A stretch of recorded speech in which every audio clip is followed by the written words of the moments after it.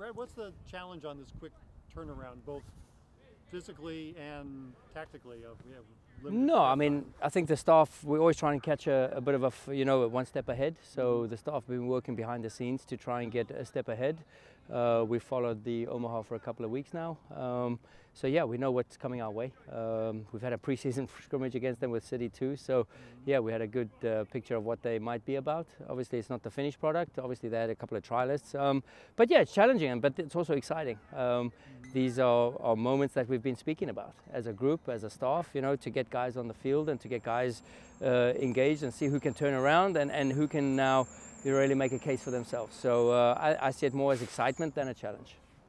Yeah, depth-wise, you've talked about depth all year long, but this is where guys who haven't got in games, get in games tomorrow. 100%. Well, just again, we'll have to see who's turning around. We have some guys still doing a regen program, so tomorrow we'll make a couple of final calls. But yeah, we're pretty excited about the roster that we're going to put out.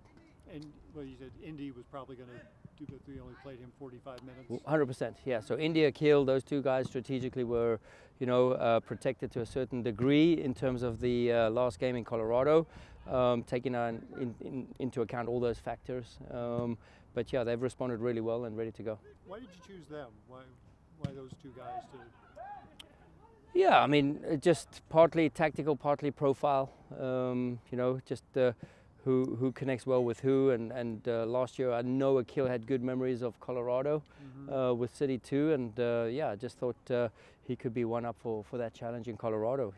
We kept a clean sheet in that first half, so job well done. Bradley, from your playing days and also with New York Red Bulls, what does the Open Cup mean to you? Cup competitions?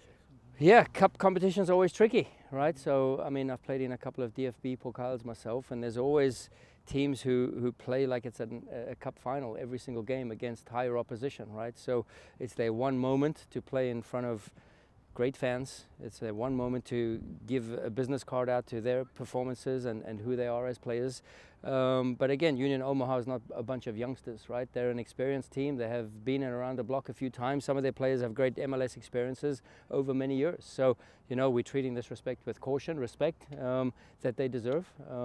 But yeah, we have to be confident and know who we are to stick to our principles and make sure we put them in a tough game. Remind the guys that Omaha knocked off some MLS teams. Yeah, we've spoken about it. I mean, obviously coaching staff has changed and what have you, so there's a couple of other different variables.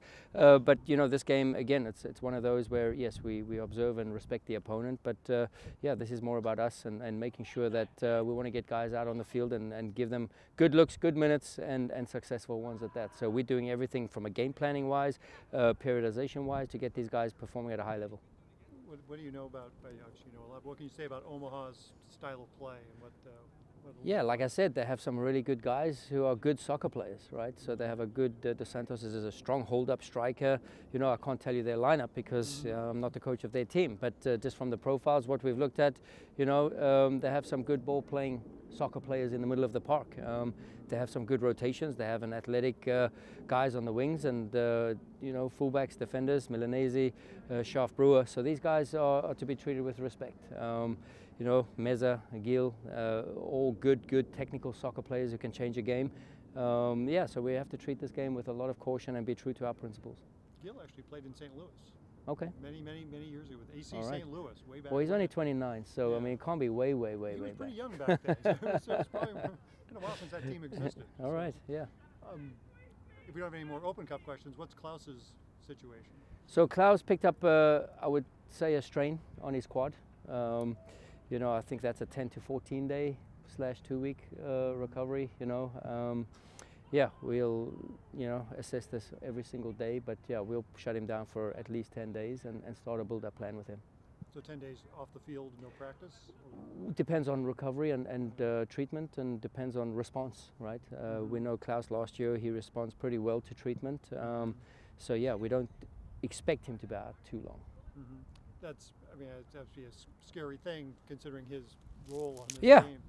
Yeah, no, I mean, his presence as a character in the locker room, his presence as a player on the field, and the presence he puts on the opponents is something that we respect and truly, yeah, listen, we know what we have with Klaus, right? And we know it's going to be a void. And but again, it's somebody else's turn now to step up and you know, take the baton and run with it. So we're excited about that. Whose turn is it to step up?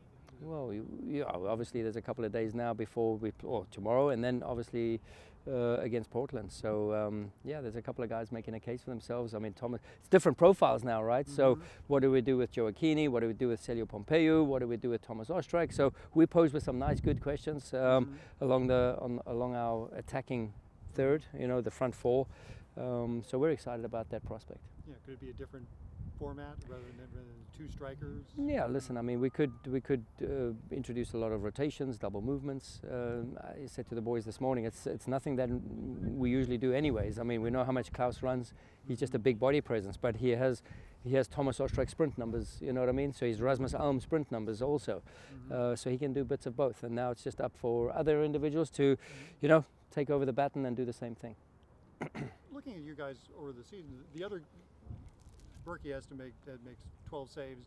In the other game he had to make a lot of saves, he made 8 at Real Salt Lake, your other game at altitude. Is there any corresponding thing? I don't know if there's a correlation to that. I just thought that, you know, in terms of distance covered and ground covered, we've run, you know, a ton at those places.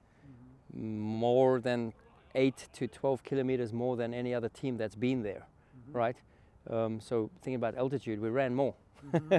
So I just felt that we were slightly off in the tactical game planning and in the execution and the application. So, you know, we all look at ourselves and for the first half especially, I thought we dropped off too deep without imposing any pressure.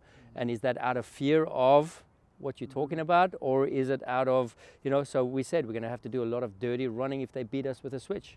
And that's what happened. So, you know, prior to the game, we knew what was being expected, you know, and some days, listen, I was a player too.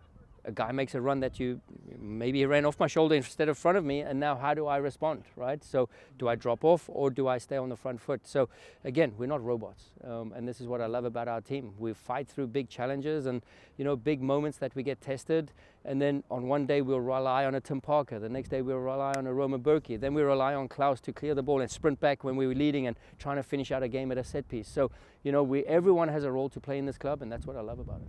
Coach, what does it say to you when Roman kind of vocalizes those emotions after a save, whether it's just to himself or whether it's maybe to some of his teammates as well? Yeah, listen, I mean, it's awesome. This is what we want, right? We want to play with energy. We try and spark energy from the sidelines with my body language, with Tim Parker's body language, with Klaus's body language. And then when Roman comes up trumps like he did, wow, it's really impressive, you know, and like he said, he'd rather have no saves to make rather, and if the team wins, that's great. But times that we needed him, he's really shone. You know, you can think of many games throughout the season where he didn't have many saves. He had at least one critical moment, right? One big save. So, yeah, now he just shined with many moments. Thinking about tomorrow's game, or do we see Ben Lunt? Yeah, you will see Ben Lunt. Yeah, so you'll see Ben in goal. What does he bring as a goalie? Well, Ben is he's an experienced individual, right? He knows exactly the style of play. He's bought into the culture of what we do. He has some great shared experiences in and around the leagues, right? And the best thing is, he's a great teammate on and off the field. He has things to say. He's a voice in the locker room when we're asking for opinions and descriptions and previous experiences. He's always the first one to put up his hand and share something with his teammates. So that's very admirable, you know, and it shows he's a good character and a good teammate. Seems like a big skill of backup goalies is incredible patience. Yeah, of which, you know your role, right? And that's the biggest thing, to fit into a club, to know your role, to still know that you're going to commit to something every single day. You might not be called on every single day, but to show growth despite lack of game time. But that's why Alex does a great job. You know, oftentimes when we can, we get him into City 2 to have a game, just to stay sharp physically as well as mentally. Because of the nature of the way we play, we need our goalkeepers to be engaged more than ever. And he's a great shot stopper on the line. His reactions are excellent. Guys, we got time for one more. You mentioned next man up after Klaus. We didn't see him out here now. Any opportunity to see Sam Deneron or Caden Glover after he played some minutes with City 2? No, there's a potential move happening with Sam. So yeah, we're just respecting that platform right now, and we'll see what the future brings. But right now, you know, there might be a move for him. Anything with Caden? Yes, it's a hot topic amongst the staff. So yeah, I mean, obviously Caden's progressing nicely. He did have a calf strain, you know, so he's been recovering from that. He's got a few minutes now, and he's getting, you know, we still need him to be sharp and fit at City 2 before we now can, you know, lead him into this group. So he had a great experience with us in preseason, and now he's picked up the injuries and what have you. But now he's on the way up, so the pathway is looking good. The curve is going in the right direction, and you'll see him out here with us pretty soon. Thank you. Come back and play on a Tuesday after playing on a Saturday. Yeah, it's kind of tough, Tom. It's a little tough, but I mean, we kind of knew that. Do I need to hold these? No. Oh, okay. Unless you want to. No. That would look just too odd. But yeah, I mean, we knew the schedule like 2 weeks in advance, so we're kind of already prepared for it. So it's not that big of a deal. Mm-hmm. Yeah. So how long can you go tomorrow? I can go however long they need me to go. That's how long I can go. 90, 120, hopefully not 120. But, you know, however long I need to go, I'll go. Mm-hmm. So, yeah, it shouldn't be really an issue, to be honest. What Open Cup experience do you have? We lost to Orlando City. When I say we, I meant when I played for Inter Miami. We lost to Orlando City. I think it was on penalties. We lost on penalties after going up in extra time. And I think they won it last year, too. So yeah, that's my Open Cup experience. We lost to Orlando City, they won it.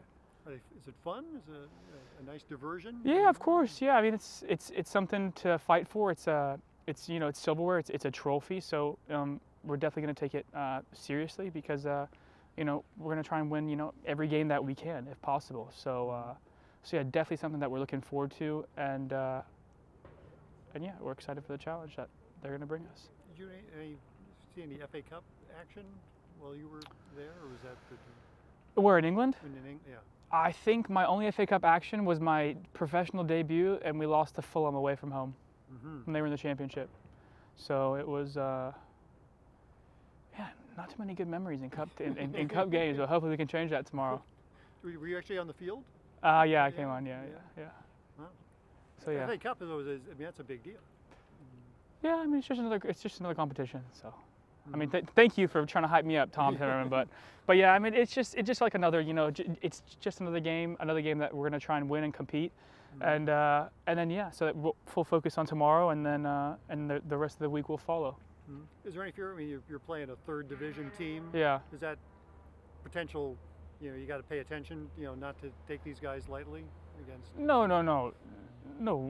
we're not taking anybody lightly. You know, third division, second division, if we play another MLS team, I mean, we approach every game kind of the same way. We have a game plan, and yeah, I mean, these guys were really good last year. I think they knocked out Chicago Fire, Minnesota United, so we're very well aware of the quality that they have and they possess, and yeah, you know, we're definitely not going to take them lightly. We're going to take them on and give them the respect they deserve.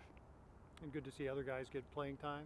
This gives a chance for Selmir, Josh, Lucas. Yeah. No, of course, and the whole team trusts them, and we know they're going to perform well because the internal competition we have here, you know, it's really good. So I think they're very ready to play and show what they can do, and hopefully give the coaches a headache going into the weekend.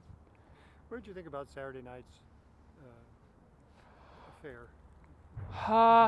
Yeah, listen, it was definitely tough. And we know that we're going to suffer when we go to certain places. And we suffered.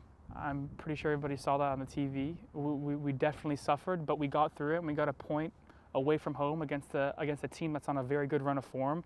So, you know, I think if we take a step back and look at it like that, then we can be very happy with the point we had, because they created a lot against us. And I think if we left there without anything, we would have been very disappointed, but, you know, probably maybe you could say was the right result. First half they were really good, second half we looked a little bit better, but yeah, listen, we're very happy with the point away from home against a team that was on a very good run of form. So so yeah, come back here, kind of rest and reset, and now we're just focusing on tomorrow's game. It looked like defensively they were just able to get in behind and around and.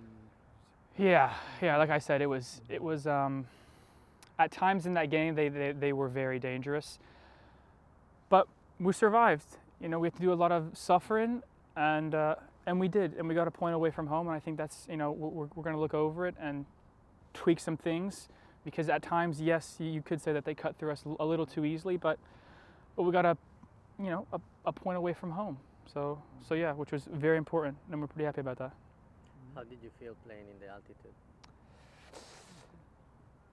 I think maybe it would have affected me a little bit more if I had played over 45, but I knew I was just playing that 45 when I came out at halftime, and so I felt like I was able to, push and give it 100% and really empty my reserves, because I knew I was only playing that 45. I think maybe if I was to play a little longer than that, maybe it would have affected me a little bit more. But yeah, I'm not sure too many people struggle with altitude.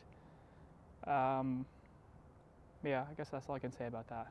How did it feel to be one of only 2 players kind of named, at least publicly, to have prescribed minutes both for the Rapids and for Omaha? Yeah, listen, it feels good, That's a decision that the coach made, and I fully support our staff and what they do. So yeah, I mean, I feel good, I want to play every single minute that I can, so it doesn't really matter if it's Open Cup or MLS or, whatever other competitions there are, Leagues Cup. I just want to play as much as I can and help the team as much as I can. So yeah, I don't know if it feels special. I mean, I'm just excited to play, both games.